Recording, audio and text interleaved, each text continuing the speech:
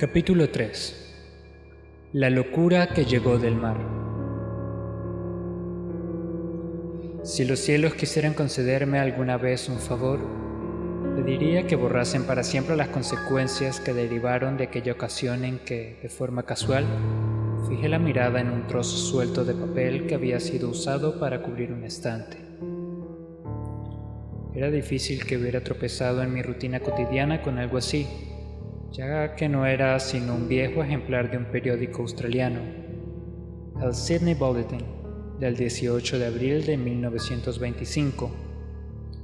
Había escapado incluso la atención de la agencia de recortes de prensa que, justo en la fecha de publicación de este, andaba recopilando ávidamente material para la investigación de mi tío.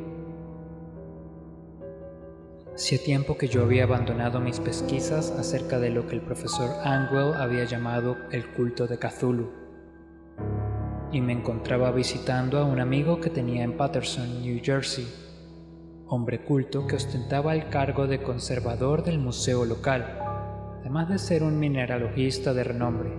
Un día, examinando las muestras de reserva torpemente almacenadas en los estantes de una habitación en el almacén del museo, mi atención fue captada por una extraña fotografía que aparecía en uno de los viejos periódicos desplegados bajo las piedras. Tal y como he dicho, era el Sydney Bulletin, pues mi amigo conocía a gente en todas partes, y la foto en cuestión era un grabado en sepia de una horrible imagen de piedra, idéntica a la que Legras había encontrado en el pantano. Leí el artículo en detalle, tras quitar impacientemente de encima de la hoja las preciosas piezas que la cubrían, pero quedé algo decepcionado al ver que su extensión era algo reducida. Sin embargo, lo que sugería era algo de trascendental importancia para la búsqueda que había mantenido y que comenzaba por aquel entonces a languidecer. El artículo que arranqué cuidadosamente decía lo siguiente: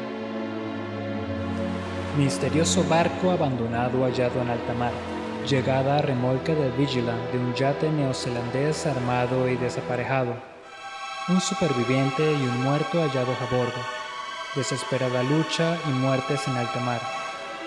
Marinero rescatado se niega a dar detalles sobre extraña experiencia. Encontrado en posesión de un extraño ídolo. Prosiguen las investigaciones. El carguero Vigilant de la naviera Morrison, procedente de Valparaíso, atracó esta mañana en el muelle de Darling Harbour, remolcando al desaparejado y averiado, si bien fuertemente armado yate de vapor Alert de Dunedin, Nueva Zelanda, que fue avistado el 12 de abril a 34 grados 21 minutos de altitud sur y 152 grados 17 minutos de longitud oeste, llevando a bordo un superviviente y un muerto. El Vigilant zarpó de Valparaíso el 25 de marzo y el 2 de abril se desvió su rumbo considerablemente hacia el sur, debido a la fortísima tormenta y las enormes olas. El 12 de abril fue avistado el barco a la deriva. Aunque en apariencia estaba desierto, al abordarlo fue hallado el único superviviente en unas condiciones cercanas al delirio, así como otro hombre que llevaba muerto claramente más de una semana. El superviviente estaba aferrado a un horrible ídolo de piedra de unos 30 centímetros de altura y de origen desconocido, acerca de cuya naturaleza las autoridades de la Universidad de Sydney, la Royal Society y el Museo de College Street se muestran completamente desconcertadas. El superviviente dice haberla encontrado en el camarote del yate, en el interior de un pequeño relicario de ordinaria talla. Este hombre, tras recobrar el sentido, relató una extraña historia acerca de piratería y una sangrienta masacre. Se trata de Gustav Johansen, noruego de cierta educación, segundo de a bordo de la golera Emma de Auckland, que zarpó del Callao el 20 de febrero con 11 hombres. El Emma, según cuenta, se vio retrasado y desviado de su rumbo hacia el sur por culpa de la gran tempestad del 1 de marzo. y el 22 del mismo avistó al Alert a 49 grados 51 minutos de latitud sur y 128 grados 34 minutos de longitud oeste, llevado por una extraña tripulación de feroz aspecto formada por canacos y mestizos. Al ordenársele de forma perentoria que diera media vuelta, el capitán Collins se negó. Momento en que la extraña tripulación comenzó a abrir fuego sobre la goleta, salvajemente y sin aviso previo, con una batería pesada dotada de cañones de bronce que formaba parte de su armamento. Según el superviviente, los hombres de Lema plantaron batalla, y aunque la goleta comenzó a hundirse debido a los disparos recibidos por debajo de la línea de flotación, fueron capaces de acercarla a la nave enemiga, para así abordarla, y lucharon con la salvaje tripulación sobre su misma cubierta. Al final, se vieron forzados a matar a toda la tripulación enemiga, algo superior en número por su detestable y desesperada, si bien torpe, manera de luchar. 3 de los hombres del Emma resultaron muertos, incluyendo al capitán Collins y al primero de a bordo, Green. Los 8 restantes, con el segundo de a bordo, Johansen, al mando, se pusieron al frente del yate capturado, retomando su rumbo original para averiguar cuál era la razón de haberles ordenado dar media vuelta. Al día siguiente, según parece, alcanzaron una pequeña isla en la que desembarcaron, aunque no se sabe de la existencia de ninguna en aquella parte del océano. 6 de los tripulantes murieron en ella, aunque Johansen da muestras de reticencia al llegar a esta parte de la historia y se limita a decir que cayeron por un precipicio rocoso. Más tarde, según parece, él y el último de sus compañeros llegaron al yate y trataron de tripularlo, pero se vieron azotados por la tormenta del 2 de abril. El hombre recuerda poco de lo sucedido entre ese día y el 12 de abril, en que tuvo lugar su rescate, y no recuerda cuando murió William Bryden, su compañero. La muerte de este no parece debida a ninguna causa visible, siendo la excitación y la exposición a los elementos las razones más probables. Noticias llegadas por cable desde Dunedin informan que el Alert es un mercante de cabotaje bien conocido allí, que además gozaba de una mala reputación en los muelles.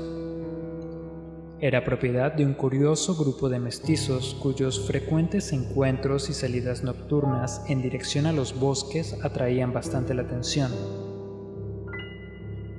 Este se había hecho la mar apresuradamente justo tras la tormenta y los temblores de tierra que tuvieron lugar el 1 de marzo. Nuestro corresponsal en Auckland señala que tanto el Emma como su tripulación gozaban de una excelente reputación y describe a Johansen como un hombre moderado y respetable. El almirantazgo va a realizar una investigación del asunto que dará comienzo mañana mismo. En ella se tomarán todas las medidas necesarias para persuadir a Johansen de que hable con mayor claridad de lo que ha sucedido hasta ahora. Esto, junto con la fotografía de la infernal estatua, era todo. Pero qué torrente de ideas comenzó a fluir en mi cabeza. Aquí había un nuevo tesoro de datos en torno al culto de Cthulhu, y una clara evidencia de que éste tenía extraños intereses tanto en el mar como en tierra. ¿Qué motivo incitó a la tripulación mestiza a ordenar dar media vuelta al Emma mientras navegaba en posesión de aquel terrible ídolo? ¿Cuál era aquella desconocida isla sobre la que murieron 6 de los tripulantes del Emma y sobre la que el segundo, Johansen, se muestra tan reservado? ¿Qué fue lo que sacó a la luz la investigación ordenada por el almirantazgo? ¿Y qué es todo lo que se sabía en Dunedin acerca del maléfico culto? Y lo más sorprendente de todo, ¿cuál era la relación, tan profunda como natural, de aquellas fechas que hacían que tomaran una malévola e innegable significación los diversos cambios en el curso de los acontecimientos que tan minuciosamente había anotado mi tío? El día 1 de marzo, es decir, nuestro 28 de febrero según la hora del meridiano de Greenwich, fue cuando tuvieron lugar la tormenta y el terremoto. L'Alert y su maloliente tripulación salieron disparados de Dunedin como llevados por una apremiante llamada, mientras que al otro lado del mundo, poetas y artistas comenzaron a soñar acerca de una extraña y resumante ciudad a la vez que un joven escultor moldeaba en sueños la forma del propio Cthulhu. El 23 de marzo, el desembarco de la tripulación del Emma en una isla desconocida arrojó unas cifras de 6 muertos. Y en esa misma fecha los sueños de aquellos hombres especialmente sensibles adquirieron una gran viveza y quedaron oscurecidos por la persecución de que eran objeto por parte de un monstruo maléfico. Mientras tanto, un arquitecto enloquecía y un escultor se veía inmerso de repente en el delirio. ¿Y qué hay de la tormenta del 2 de abril? Fecha en que cesaron todos los sueños acerca de la malsana ciudad y en que Wilcox salió ileso del suplicio de aquellas extrañas fiebres. ¿Qué deducir de todo ello? Y de todas las insinuaciones del viejo Castro acerca de los primigenios, sumergidos bajo las aguas y nacidos en las estrellas, y de su reino que se avecina, el fiel culto de estos y su dominio de los sueños. Estaba tambaleándome al borde de horrores cósmicos más allá de la capacidad de asimilación del hombre. Si esto es así, tales horrores no deben ser sino de la mente, ya que de alguna forma el 2 de abril puso fin a cualquier monstruosa amenaza que hubiera empezado a cernirse sobre el alma de la humanidad. Aquella tarde, tras un día de apresurados telegramas y preparativos, me despedí de mi anfitrión y cogí un tren a San Francisco. En menos de un mes me encontraba en Dunedin, donde comprobé que a pesar de que los miembros de aquel extraño culto solían pasar el rato en las viejas tabernas del puerto, poco más se sabía acerca de ellos.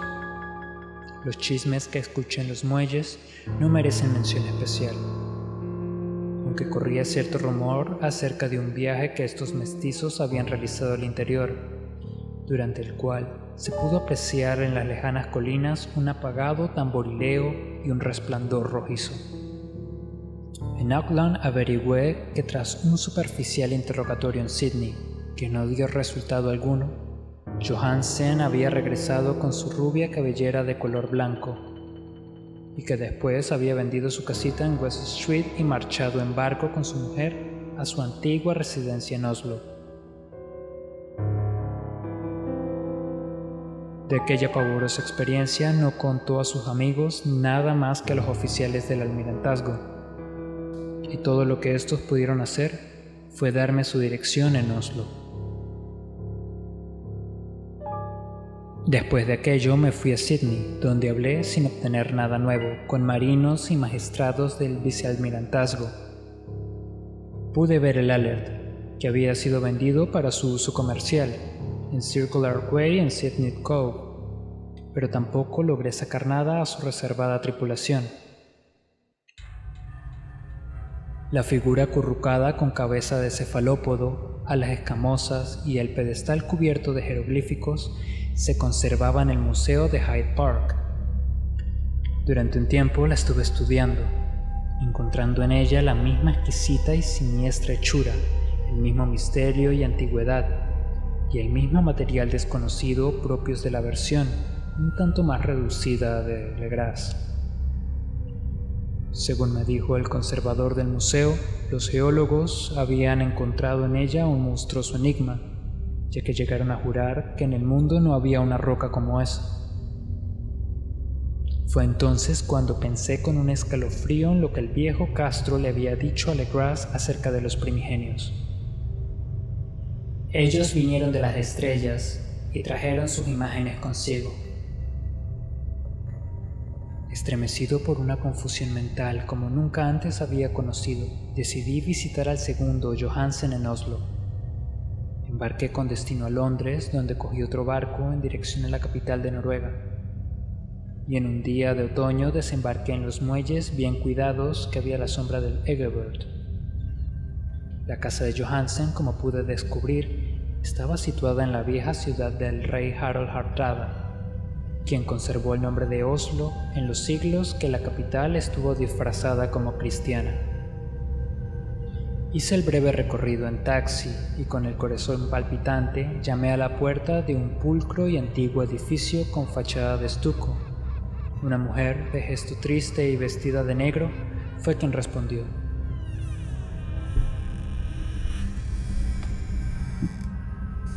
Quedándome consternado y estupefacto cuando ésta me dijo en un inglés entrecortado que Gustav Johansen había fallecido.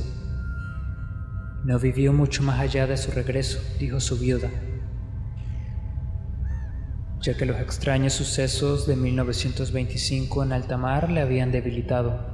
No le había dicho a ella más que lo que había contado públicamente, pero había dejado un largo manuscrito sobre asuntos técnicos, según él, en inglés, sin duda para protegerla del peligro que podría suponer un examen casual del mismo. Mientras paseaba por un angosto callejón cercano al muelle de Gothenburg, un fardo de papeles caídos desde la ventana de un desván le había derribado. 2 marinos del Lascar le ayudaron a ponerse en pie, pero este murió antes de que la ambulancia pudiera llegar al lugar.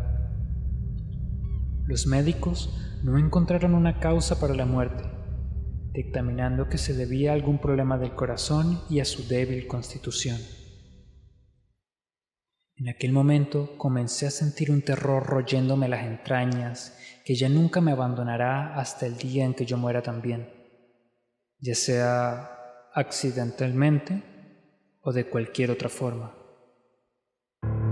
Tras convencer a la viuda de que mi conexión con los asuntos técnicos de su marido era suficiente para darme derecho a tomar posesión del manuscrito, me llevé el documento y comencé a leerlo en el barco de regreso a Londres. Se trataba de algo sencillo e inconexo, un esfuerzo por parte de un sencillo marino de escribir un diario a posteriori de los hechos, en el que quedaba reflejado un afán por recordar lo sucedido día a día en el terrible último viaje. No puedo intentar transcribirlo palabra por palabra, con todos sus turbios y redundantes pasajes, pero contaré lo suficiente como para que se entienda por qué el ruido de las olas rompiendo contra el casco del barco se me hizo tan insufrible que tuve que taponarme los oídos con algodón. El viaje de Johansen había dado comienzo tal y como éste le había contado al vicealmirantazgo. El Emma, con carga de lastre, zarpó de Auckland el 20 de febrero y había sufrido en toda su intensidad aquella tormenta provocada por el terremoto que debió atraer desde el fondo del mar a aquellos horrores que forman parte de las pesadillas de los hombres. De nuevo bajo control, la embarcación progresaba a buen ritmo cuando fue detenida por el Alert el 22 de marzo, y pude sentir claramente el remordimiento con que Johansen escribió acerca del bombardeo y el hundimiento del Emma. Al referirse a los morenos sectarios a bordo del Alert, lo hace dando clara muestra de horror. Había alguna cualidad especialmente abominable en aquellos hombres que casi hacía de su exterminio un deber, dando aquí muestra Johansen de una ingenua extrañeza ante la acusación de crueldad lanzada contra la tripulación del Emma durante el proceso que dirigió el tribunal a cargo de la investigación. Llevados por la curiosidad, siguieron el rumbo que llevaban, ahora en el yate capturado y bajo el mando de Johansen, hasta que al poco avistaron un gran pilar de piedra que sobresalía del mar, y en un punto situado a 47 grados 9 minutos de latitud sur y 126 grados 43 minutos de longitud oeste. Llegaron a un litoral de lodo, fango y ciclópea mampostería, que no podía ser otra cosa que la sustancia tangible del terror supremo de la tierra, la ciudad cadavérica y de pesadilla de Rie, construida hace incontables eones por repugnantes figuras que procedían de las estrellas sin luz.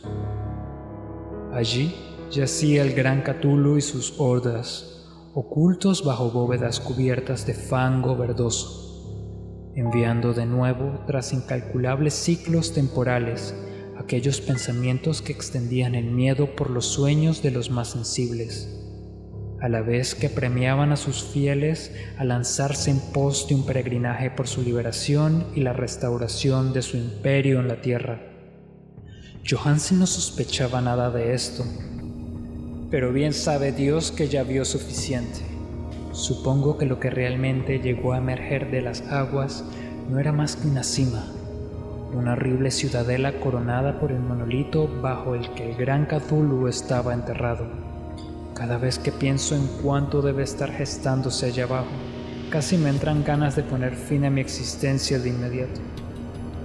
Johansen y sus hombres sintieron un gran respeto por la majestuosidad de aquella rezumante Babilonia y antiguos demonios, y debieron haberse figurado por sí mismos que nada de eso pertenecía a este o cualquier otro planeta saludable.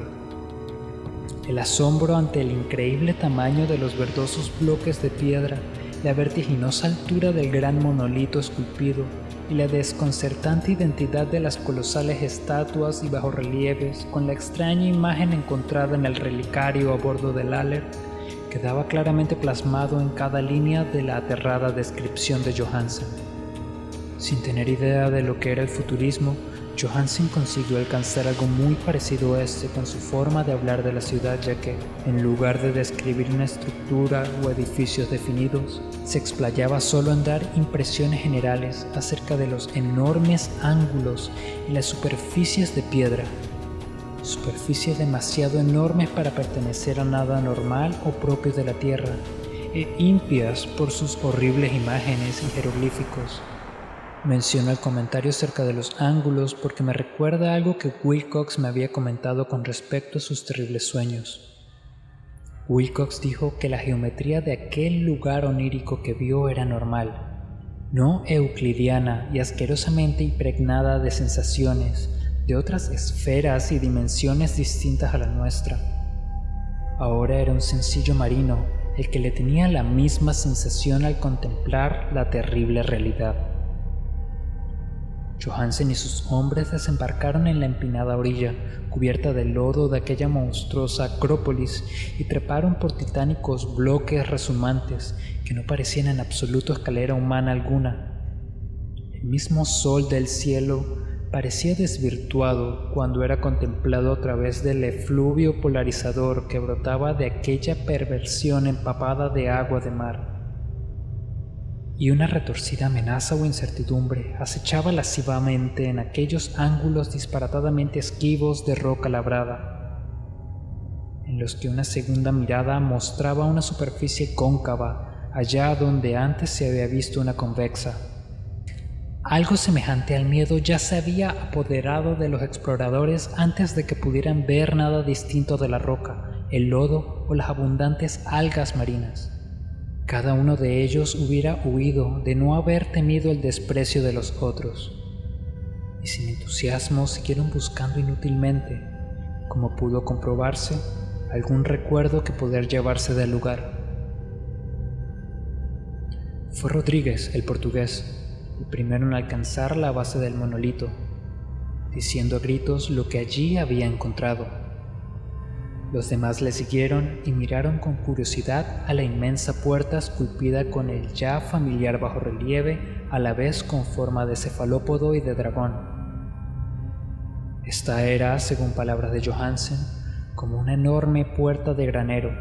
Todos estuvieron de acuerdo en que se trataba de una puerta por la presencia alrededor de esta de un dintel ornado, un umbral y unas jambas, aunque no podrían decir si yacía plana como si se tratase de una trampilla o estaba inclinada como la puerta de un sótano.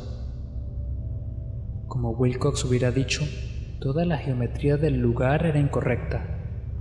No se podía asegurar que el mar y la tierra estuviesen en posición horizontal, razón por la que la posición relativa de todo lo demás era fantasmagóricamente variable. Briden presionó sobre varios lugares de la piedra sin resultado alguno. Donovan tanteó delicadamente por los bordes, apretando sobre cada punto a medida que avanzaba. Este trepó interminablemente sobre aquella grotesca moldura de piedra, aunque aquello solo se le podía llamar escalada, si después de todo la superficie no estaba en posición horizontal? Mientras los demás hombres se preguntaban cómo una puerta en todo el universo podía tener semejantes dimensiones, entonces, suave y lentamente, el panel de media hectárea comenzó a ceder hacia adentro en su parte superior y pudieron ver que se balanceaba. Donovan se deslizó o se propulsó de alguna forma hacia abajo o a lo largo de la jamba, volviendo con sus compañeros, y todos quedaron contemplando el extraño retroceso de aquel portal monstruosamente labrado.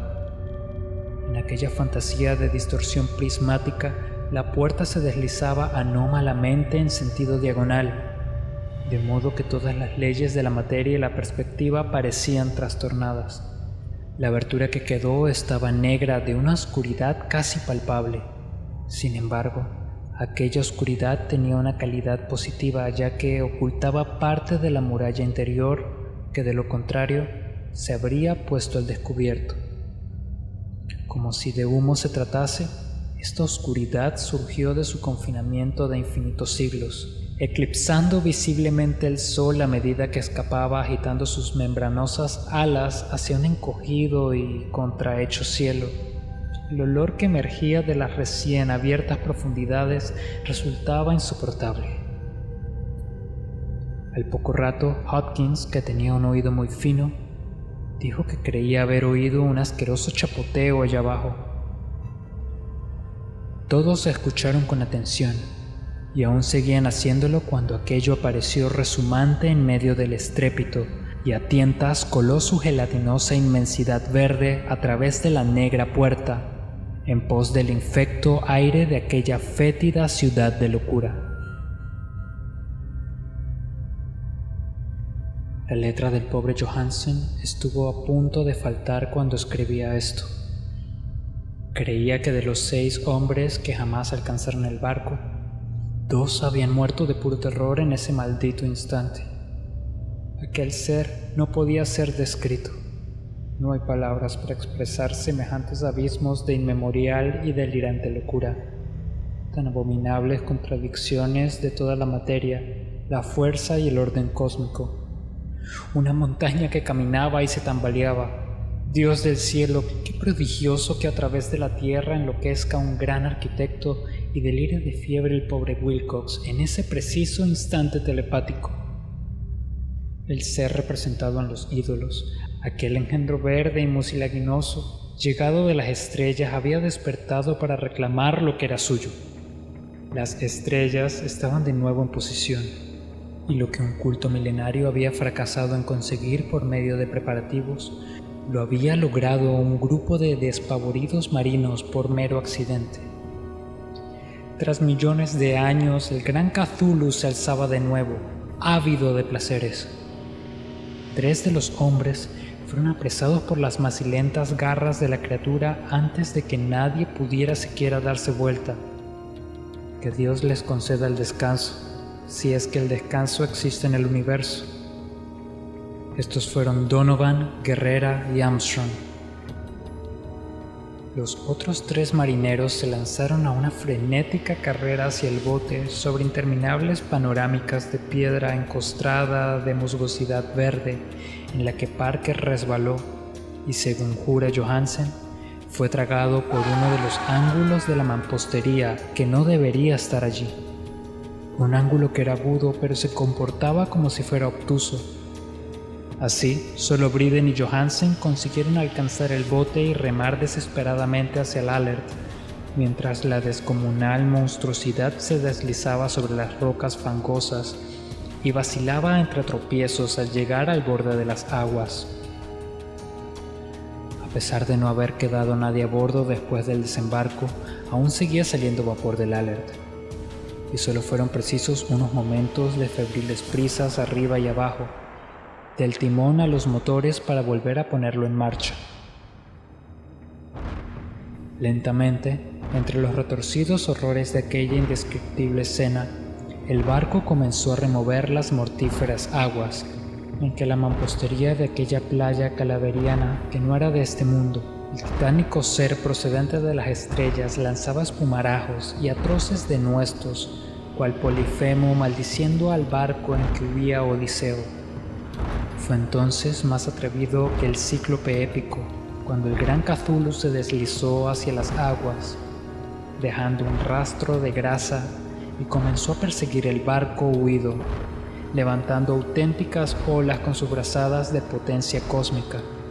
Briden volvió la vista y enloqueció, riendo de manera estridente, tal y como continuaría haciendo a intervalos hasta que la muerte fue a buscarle una noche al camarote, mientras Johansen deambulaba en medio del delirio.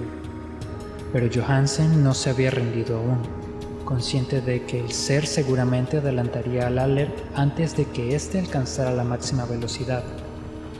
Decidió hacer algo a la desesperada. Poniendo los motores a toda máquina, corrió disparado por la cubierta y giró bruscamente el timón. Se formó un fuerte remolino y una corriente de espuma en aquella fétida salmuera que había por agua, y mientras aumentaba a cada momento la presión del motor, el valeroso noruego enfiló el barco en dirección al ser gelatinoso que les perseguía y que se elevaba sobre la inmunda espuma de las aguas como si fuera la popa de un galeón demoníaco. La horrible cabeza de cefalópodo de retorcidos tentáculos estaba ya muy cerca del bauprés del robusto yate, pero Johansen continuó enfilando de forma implacable hacia ella. Hubo un estallido como el de una vejiga que explotase, una fangosa fetidez como cuando se raja un pez luna, el hedor de 1000 tumbas abiertas, y un sonido que el cronista no pudo transcribir al papel. Durante un instante, el barco se vio envuelto por una nube acre y cegadora, y después solo quedó un mefítico remolino a babor, en mitad del cual, Dios nos proteja, la dispersa plasticidad del innombrable engendro de las estrellas recuperaba difusamente su odiosa forma original, a una distancia que crecía por momentos a medida que el Alert ganaba ímpetu aumentando su velocidad. Así es como acabó todo. Tras aquel día, Johansen no hizo más que obsesionarse con el ídolo y ocuparse de su sustento y el de aquel maníaco de risa enloquecida que tenía a su lado. No trató de navegar tras aquella audaz hazaña, pues semejante reacción le había quitado una parte de su alma y ánimo. Después llegó la tormenta del 2 de abril, y con ella los turbios nubarrones en que se formó su conciencia.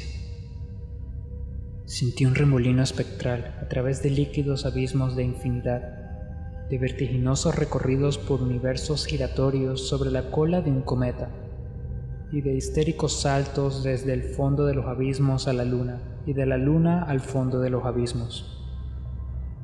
Todo ello animado por un histriónico coro de retorcidos y jocosos dioses ancianos, y de los burlosos diablillos de color verde y con alas de murciélago sumergidos del Tártaro.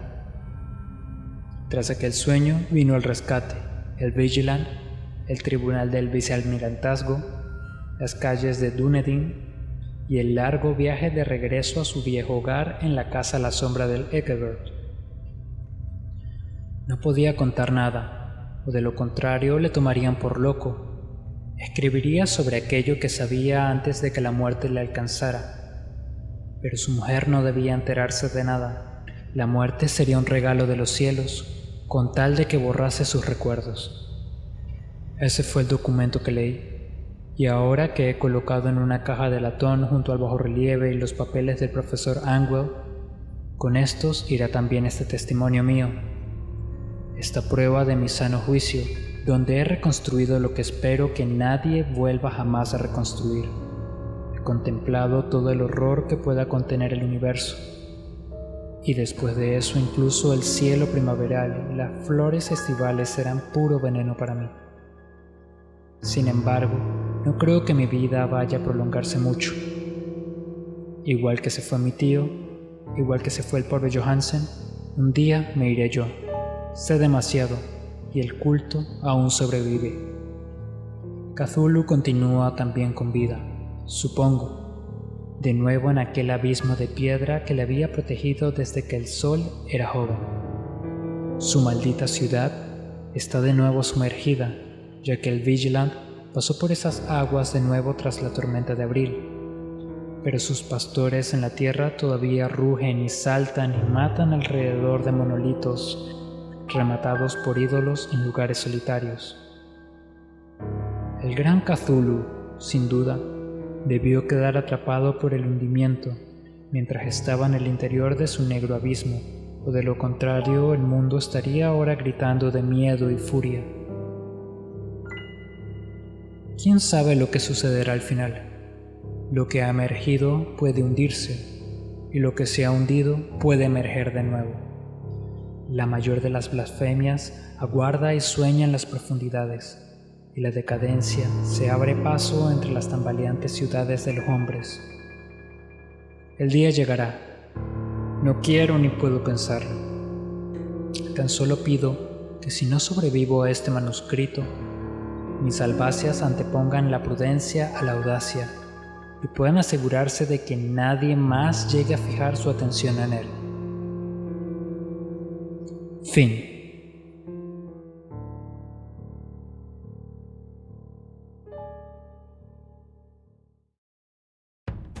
Somos Paola Chacón y José Andrés Molina, y estás escuchando Bibliófilos, cuentos y novelas. Síguenos en nuestras redes sociales, YouTube, Spotify e iVoox, para seguir escuchando más historias con la mejor narrativa.